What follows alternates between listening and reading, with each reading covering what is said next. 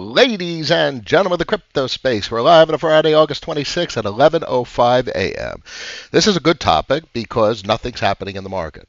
What is the expectation? What season is this? How did successful persons that engage with whatever market, the equities market or the crypto space, how did they get to where they are today?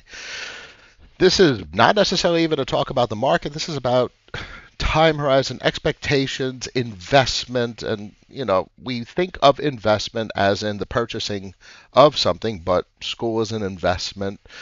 Doing work now for the outcome later is a broad definition of an investment. Delayed gratification. You put in time and effort into your children so they grow up to be what you hope they will be.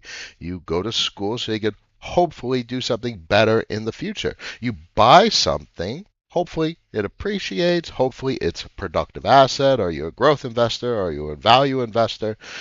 But you have to know what season you're in, and you have to actually understand your expectations. I have a feeling, and it is likely the case, I'm actually quite confident it's the case, that people buy stock in crypto in this market, and their expectation is wealth.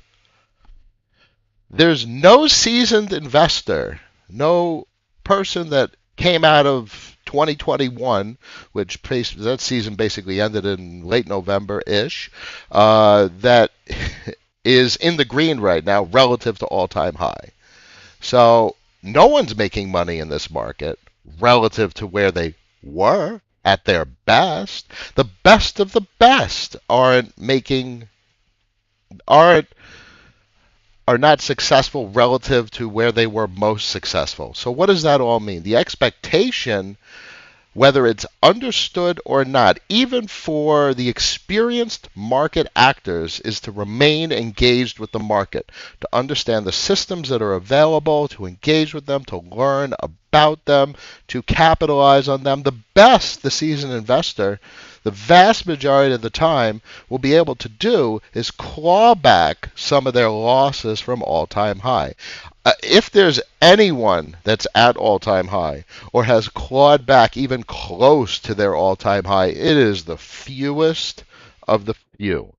We've had a couple of rallies this year in 2022, but you would have had to be the fraction of a percent to get close to all-time high. That's how much pressure has been on this market for it to depreciate a person's portfolio.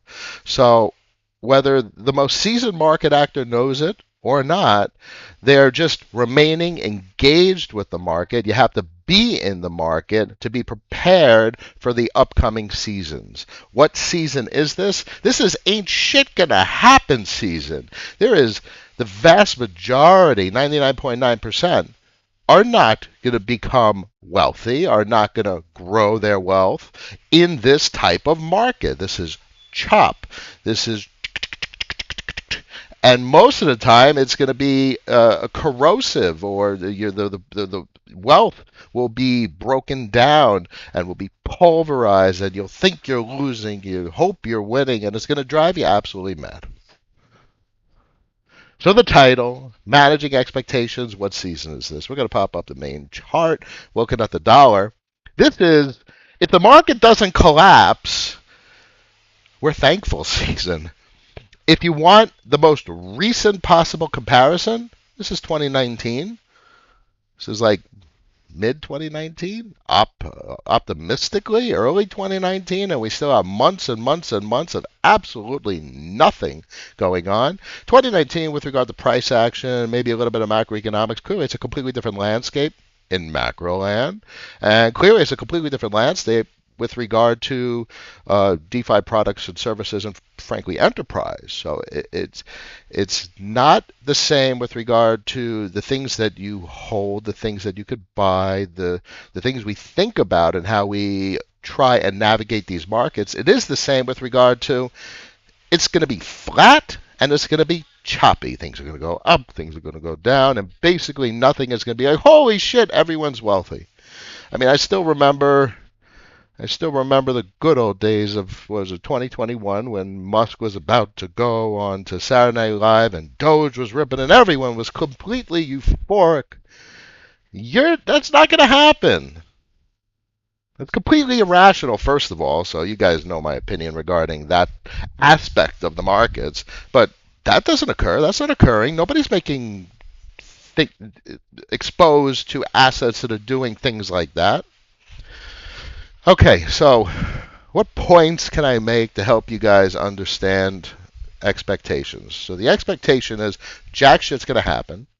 How do you win guaranteed? If you expect an asset to depreciate and it depreciates, okay, you won. You were right.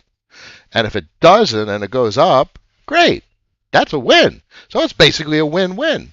Now, the most important thing to expect or to get out of this current season is be in the market. You can't get out of the market. You need to remain in the market. You need to expect depreciation. You need to protect the portfolio. You need to have a properly structured portfolio. You need to learn about position sizing. You need to learn about how to hedge, how to be diversified without spreading too thin and never going all in. You got to follow the rules, define your rules. You need to remain engaged with the market. It's the most important thing that everyone needs to do right now. Why? Because the persons that were in the market in 2019 and made it all the way through were rewarded in 2020. As the Fed finally capitulated, the entire market tried to fall apart, and they did what they did with regard to financial tools that they exercised in order to maintain normalcy of civilization. So is that not inevitable? Is that not destiny? Or are we going to not? Are we? Is government going to allow the system to devolve into chaos? No, they're going to do what they do, and which means their current trajectory is pain, depreciation, liquidity being removed, and they're doing this for the reasons we understand. But they're going to continue doing it until they're either forced to capitulate because the system fractures, or it just gets so goddamn bad that everyone's so miserable, and politically they're now forced to capitulate. So there's a variety of conversations to be had about the way things may play out from a macro perspective. But from our own personal subjective perspective, we remain engaged in the market, and we have the expectation that nothing's going to happen. And that's okay. I'm saying that as a person that was in the market in 2019. And that's what I'm hopeful now for. That I remain in the market. A next cycle emerges in 2023, 2024. It doesn't matter how long it takes. What else are we doing? What else is the thing to do? This is the thing to do. You need to remain engaged with the market, and the cycles will occur. Ups and downs and ups and downs, and the volatility. Except now, in the DeFi space, it's exciting, actually, to remain in the market during this, during the nothing's going to happen season, because it's the volatility, the chop, and we have market makers, and we have all these things to engage with that we didn't have in years past. So folks really need to be grateful for this market because it's breathtaking. Imagine that. We have a boring ass market that's breathtaking because we could never do these things historically. You can imagine how boring it was in 2019. There was nothing.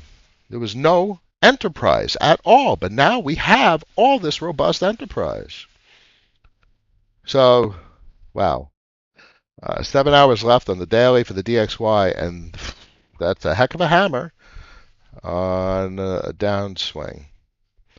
Above the 10 SMA, above the TWAP, above the 50 SMA. I mean, this thing, considering what's going on in Europe, so I'm not the macro expert, but holy crap, the euro in Europe, this is going to be a catastrophe, the end of the year with energy prices.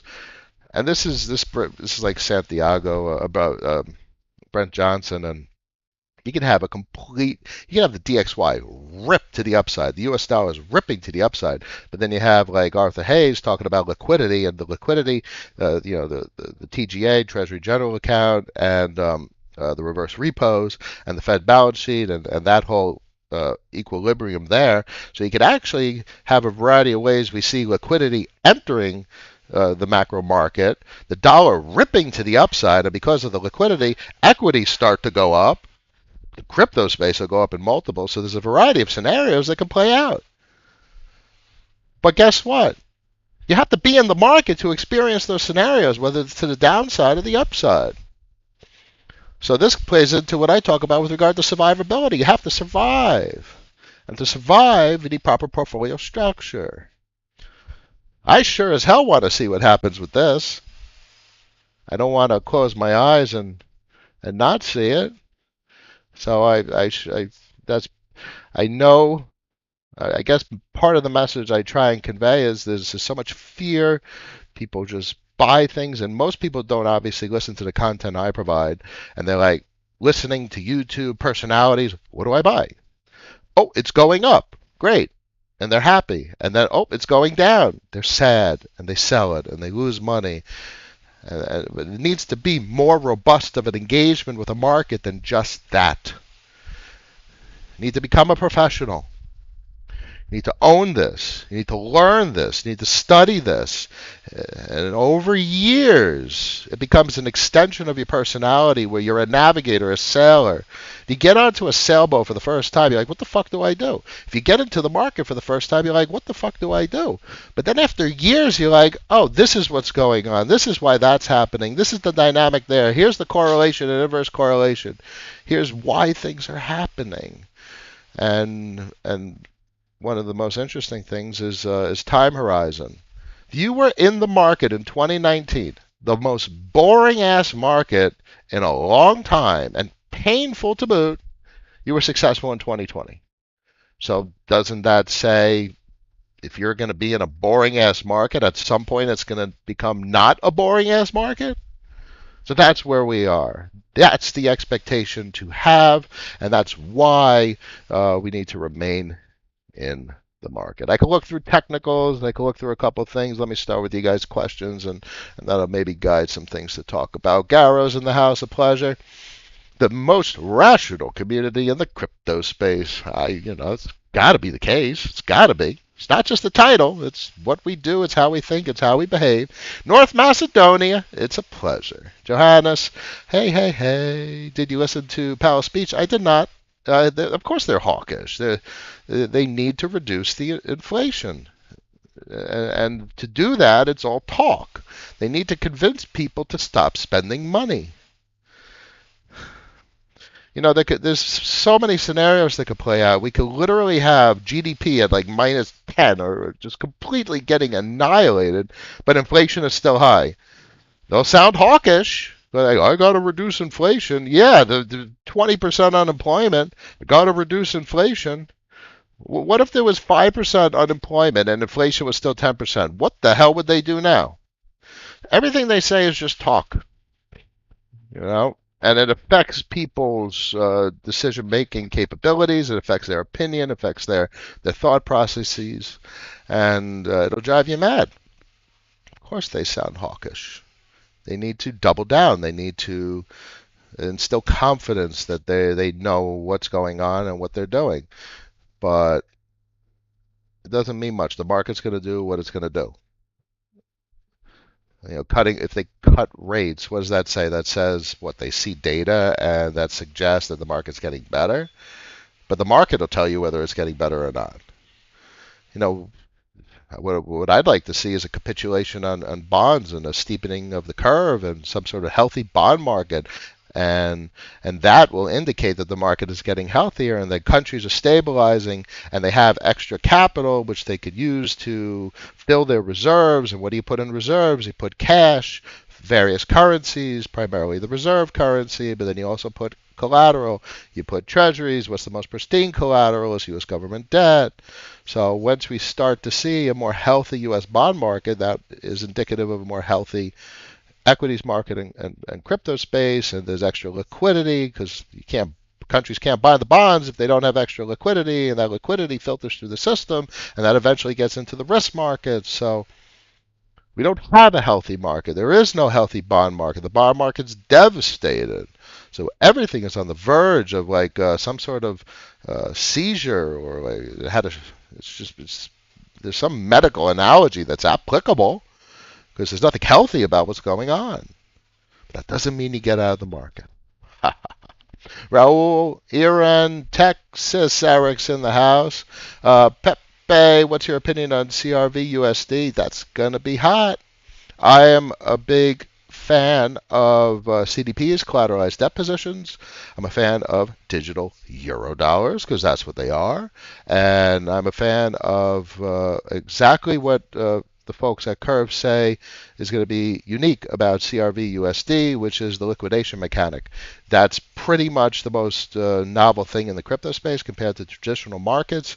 With the euro dollar or with anything outside of the crypto space, you have a capacity to get courts involved. You have capacity to negotiate. You get a margin call. Oh, let's figure something out, guys. Not in the crypto space. Not with smart contracts. You get a margin call. Shit's getting liquidated with prejudice. It's gone to protect the protocol. So that's exactly what happened as UST collapsed. You had a variety of protocols that were very healthy. Very, very healthy. Celsius and all the drama, the markets were healthy in the DeFi space because the collateral got liquidated, and this is like Frax.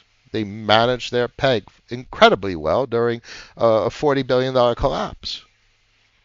So goes into the stream the other day. What are the profound manifestations of the crypto space? These are the types of things that are profound. A liquidation engine that cannot be negotiated with. If your collateral gets margin called, it's gone. There's no buffer unless it's programmed into the contract. But if you don't meet expectations, your collateral is gone, and that makes it that protects the system, that protects the protocol. There's no buffer. There's no room for negotiation. That is a profound crypto creation. Got to be in the market to be able to experience that shit. Sebastian, hello. FM, Hedron, Icosa, staking looks impressive. Yeah, of course. And it'll be reflexive. It produces, basically what you have there with Hex is finally a derivative asset that is going to have a reflexive effect. People are going to be, they need their collateral, which is going to be a hex stake position, and then they get a derivative that's fungible. I mean, literally, FM, you're playing with shit that's been going on for a long time in the rest of the crypto space. We know all about these derivatives, and what you really want to see, FM, is protocols start to accumulate these derivatives as components part of a treasury in their protocol reserve. And that's what I focus on. That's basically what this entire stream is about, or at least the most successful components of the portfolio that I talk about is the federations. You could have users doing the shit that you're observing, FM, but users don't mean shit. We've seen users try and sustain these feedback loops, and we saw it on Phantom, and Phantom completely imploded. Users cannot sustain it. What's needed is protocols with mandates, and then it comes into the analogy of emerging markets and literally capital flows and countries putting collateral into reserves or productive assets in this instance. So they're heading in a direction, but it's nowhere near a federation, so it's just off my radar. But if you're interested in that kind of stuff, that's cool. Just make sure your position size is appropriate. Otherwise, you may be taking on excessive risk. But these are things you'll have to subjectively consider. Zoidberg's in the house. Tap C, a pleasure. Hey P, how are you? Help me for your mom was sick. I understand. Your mom, I know how you feel. My mom passed away in 2019. Clearly, we're digressing significantly. She passed away in 2019. It was completely at the end, and she lost her mind. She lost her body. It was devastating. She failed physically, and then her health just completely evaporated. Um, Hey, I know how you feel. I'm not going to get emotional on the stream about my mom, but it was devastating. And it was unbearable. And I had a horrible financial situation with handling the last years of my mother. I actually moved her into my home to take care of her, and it was just very, very complicated. So I guarantee you, P, we all empathize with what you feel, and we understand to some degree what you're experiencing, and I understand it very, very well. And it's you know how it's going to end. You know how it's going to end. So P, this is going to make you stronger. She's going to pass. It's going to be a relief. And I'm saying that from my own personal experience. When my mom passed, it was a relief. She's in a better place. So sorry, guys, we digressed a bit, and we all feel for you. We're all a community, and that is life. One day at a time, guys. Crypto bets. No, I know you've spoken about this in the past, but what are some good options for a debit card to cash out crypto? Juno's off the hook. Crypto.com, obviously, and BitPay. So BitPay is old school. Even Crypto.com comes from past cycles. But the best experience that I've had thus far is Juno. Juno's hot. I think it's only in the U.S. But Juno gives you a full website interface. It is an easier to manage experience as compared to BitPay, which is only on Android and iOS, and Crypto.com as well. So Juno, you have a website, and it has a bank account with a routing number and an account. So you can actually do things with Juno that you can't with others. Now, obviously, I'm not keeping cash in there. It takes a lot for me to trust anything and anyone. And but from a debit perspective, woo, I'm loving that experience. Jesse, hey, have a great day, Noah. It's a pleasure. Thank you very much. Steven, I made it live. Love your streams. I hope it helps. I don't have the answers, but I know the questions to ask and I know the conversations to be had. And I also know that we all can do better. Crypto startups, what do you think about an increasing the fees of E-curve holders and decreasing fees for liquidity providers? Increasing the fees. I think it should be thought of as immutable. I don't think they should change anything. I think it's effective. And I want to express what Bitcoin persons say, don't change what works. Bitcoin doesn't change often at all. Significantly, it works. Curve has been shown to work. The monetary policy works. The capital flow, the use of curve as incentives, the gauge voting, it works so well now. It wasn't like that at the beginning. We didn't know what it was going to become, but it became what it is, and that unto itself probably means almost everything. I wouldn't change at all what works. Can you talk about Discord group? I'm keen on getting involved. I have our Discord forum. Link is in the description of this stream.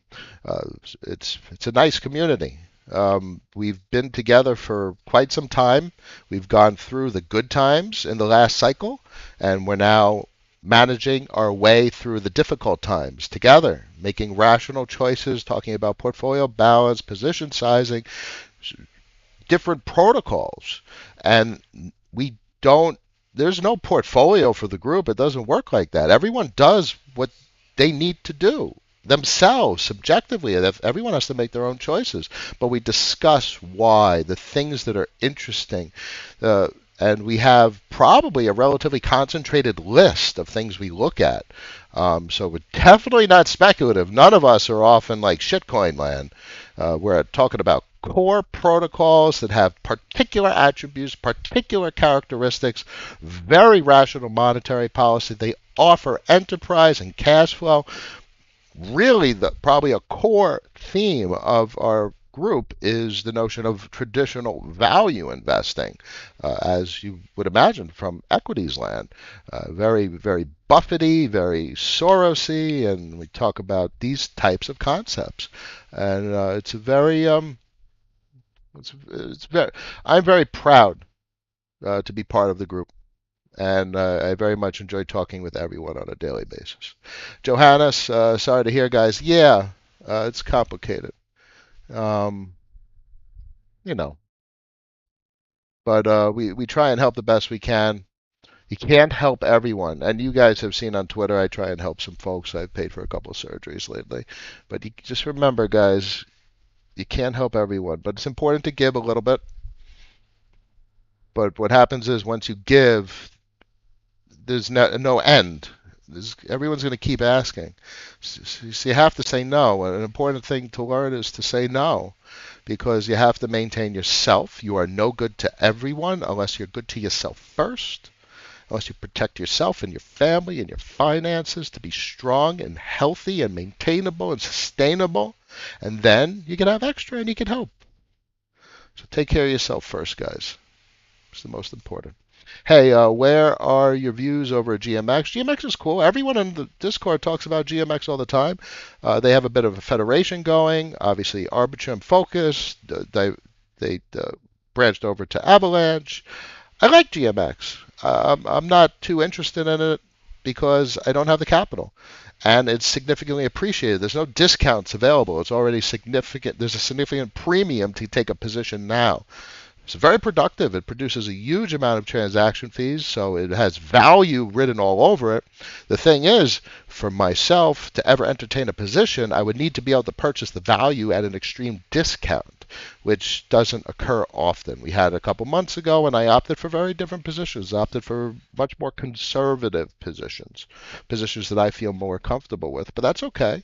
Only positive things that I see playing out with GMX and what it's building on Arbitrum. It's a big deal. Um,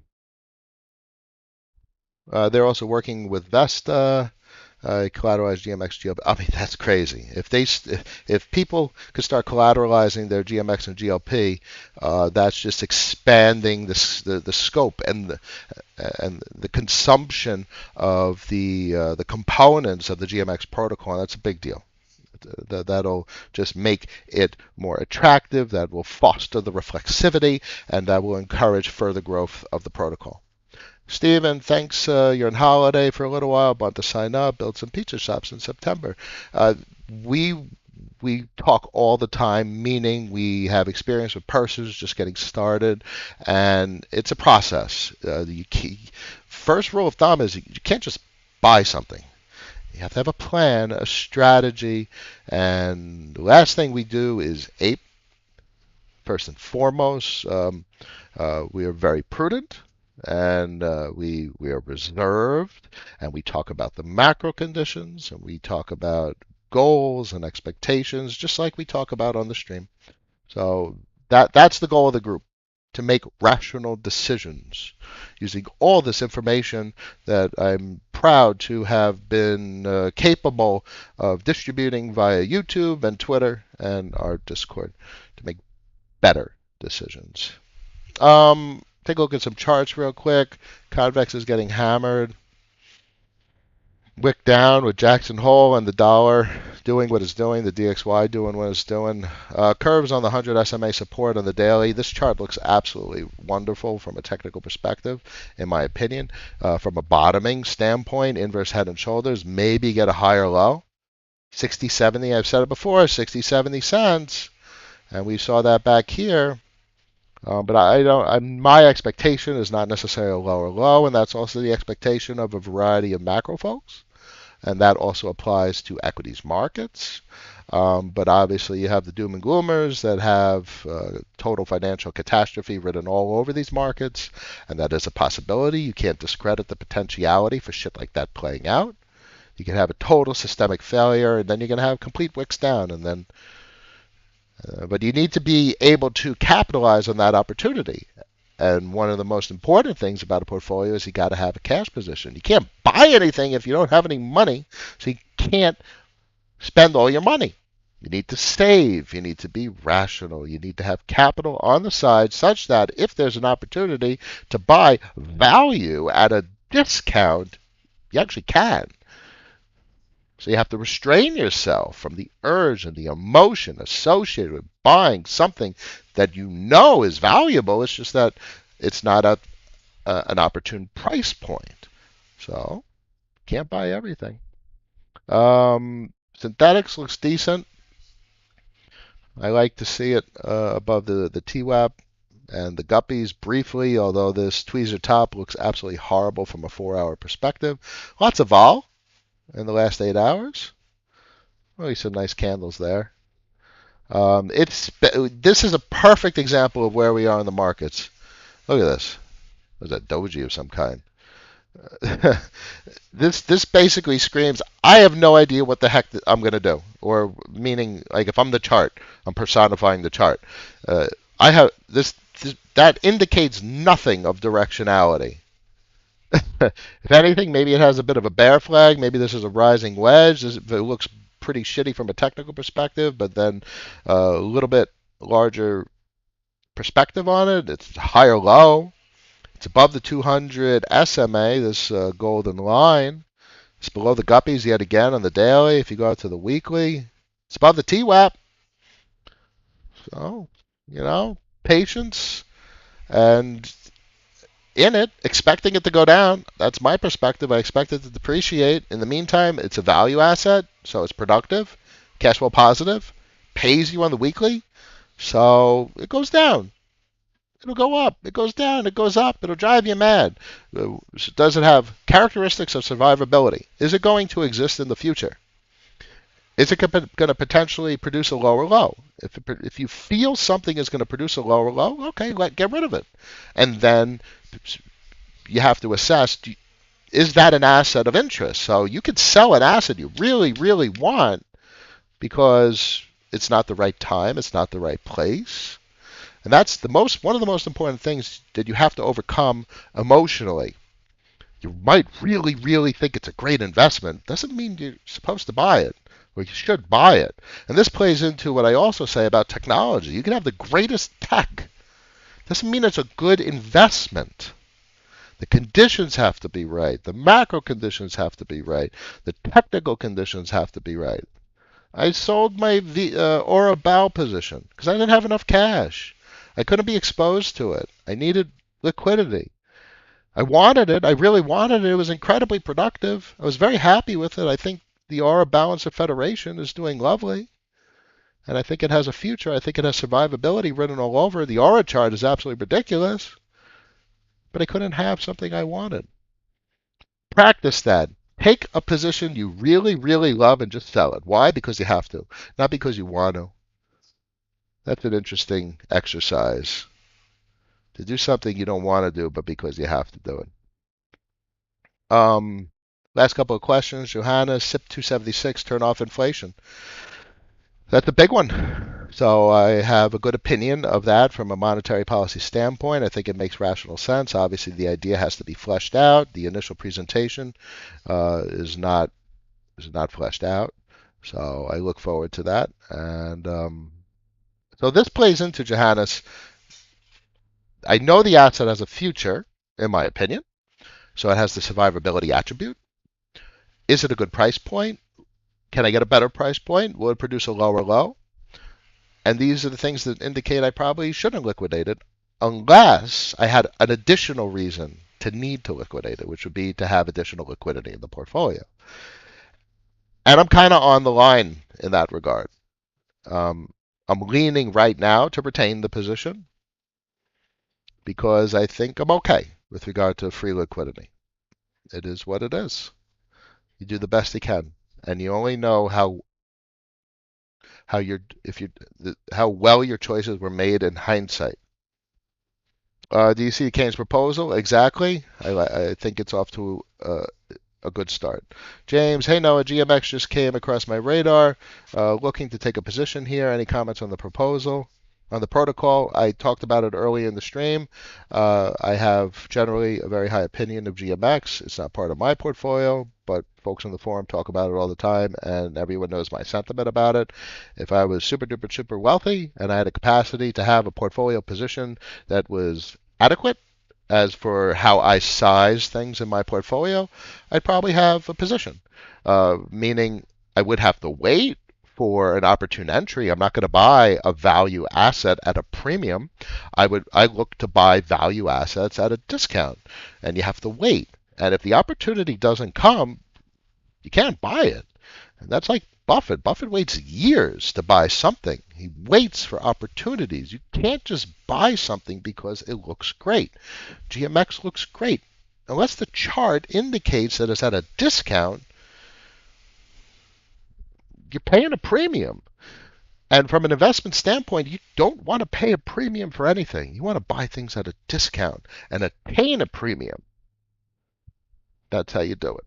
So you can't buy the things you want. You can buy the things you want if the conditions are right.